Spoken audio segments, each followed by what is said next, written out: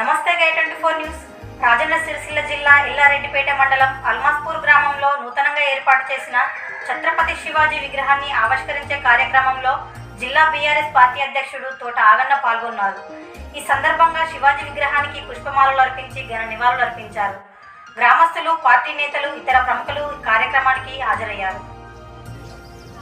జై బోలో ఛత్రపతి శివాజీ మహారాజ్ కి జై.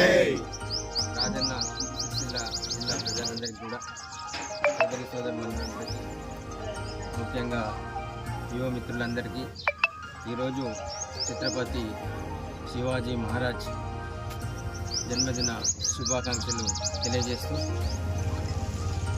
పోరాట యోధుడు, యువతకు స్ఫూర్తిదాయకమైన శివాజీ మహారాజ్ విగ్రహాన్ని ఎల్లారెడ్డిపేట మండలం అల్మాస్పూర్ గ్రామంలో నెలకొల్పిన మా మిత్ర బృందం అందరికీ కూడా హృదయపూర్వకంగా అభినందనలు తెలియజేస్తూ, భవిష్యత్ తరాలకు శివాజీ మహారాజ్ గారి ధీరత్వాన్ని, వీరత్వాన్ని తెలిపే విధంగా విగ్రహం రూపుదిద్దుకుంది.